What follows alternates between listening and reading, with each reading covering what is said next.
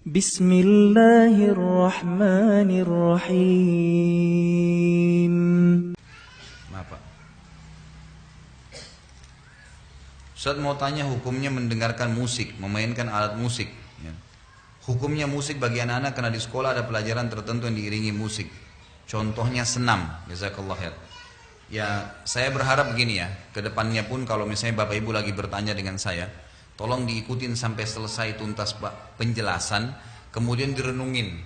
Saya nggak minta spontanitas langsung diambil, gitu kan? Anda boleh renungin, kemudian Anda lihat nanti, ya insya Allah minta petunjuk sama Allah supaya dikasih petunjuk yang benar. Saya termasuk yang sering mengingatkan kepada kaum muslimin, terutama jemaah pengajian saya untuk menjauhi musik. Mohon maaf Bapak Ibu sekalian, karena begini, ada alasan.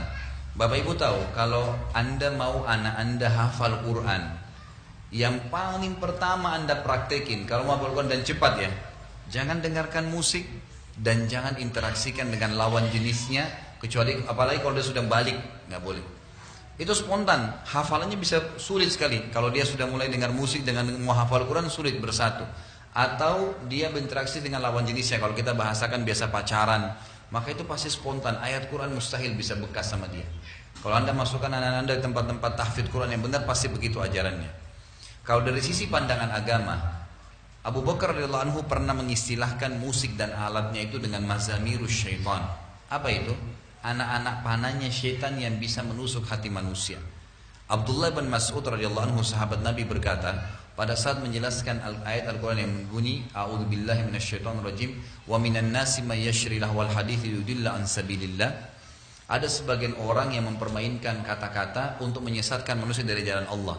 Kata Abdullah bin Mas'ud sahabat Nabi ini, demi Allah itu adalah musik, demi Allah itu adalah musik. Beliau mengatakan ini. Jadi cukup banyak statement para ulama berhubungan dengan masalah musik ini. Umumnya mereka lebih cenderung semua mengatakan lebih baik dijauhi, lebih baik dijauhi, karena dia sulit bertemu dengan Al-Quran. Dua hal yang kontroversial, nggak bisa, sulit ketemu.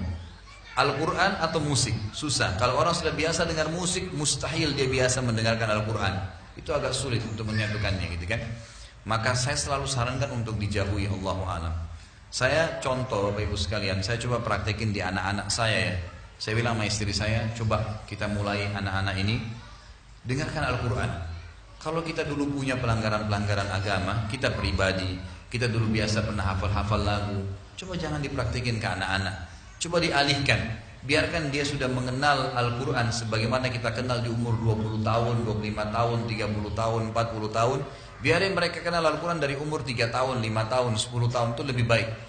Lebih baik daripada mereka mendengar lagu-lagu yang akhirnya bisa merusak mereka. Ya, umumnya kalau sedih kalau senang yang senang. Al-Quran lebih baik. Mereka dapat setiap minimal sekali Bapak Ibu sekalian, kalau kita dengar Al-Quran, satu hurufnya satu pahala. Dengar musik minimal nggak ada pahalanya, gitu kan? Karena memang ini adalah ayat Al-Quran dijanjikan, ini tidak ada janjinya. Itu minimal. Belum kalau kita bicara hukum-hukum syar'i yang lainnya. Allahu a'lam. Coba direnungin Bapak Ibu sekalian. Kalau di madrasah, di sekolah, Anda punya sekolah Islam, coba terapin. Ganti dengan yang lain. Misal pun ada lantunan-lantunan syair, gitu kan, yang berbau semangat Islam, mungkin, gitu kan. Tapi kalau dipakaikan dengan alat-alat musik, Allahu a'lam, saya sarankan pribadi ya, untuk dijauhi. Allahu a'lam, itu jauh lebih aman insya Allah. Dan ulama mengatakan ada alat musik yang dibolehkan. Itu seperti Syekh Albani rahimahullah mengatakan, alat musik yang dibolehkan adalah gendang bagi ibu-ibu di acara perkawinan atau pada saat lebaran.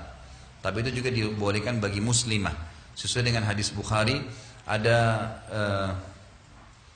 dua budak wanita sedang memukul gendang di depan Aisyah di hari lebaran Idul Fitri ya. Lalu Nabi SAW masuk ke rumahnya bersama dengan Abu Bakar di hari lebaran itu. Lalu Abu Bakar mengatakan, apakah ada anak panah syaitan di rumah Nabi SAW?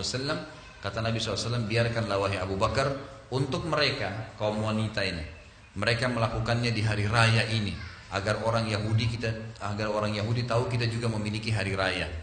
Juga di acara perkawinan, itu kan dibolehkan memukul gendang bagi kaum wanita di antara mereka. Ini Allah alam yang saya tahu dibolehkan. Bapak Ibu bisa beli buku yang bertanya tadi lebih lengkap dengan buku apakah musik itu haram. Ada buku khusus panjang lebar, buku Syekh Albani itu panjang lebar menjelaskan masalah itu. Tapi mohon maaf saya lupa penerbitnya, kalau tidak salah Darul Haq ya.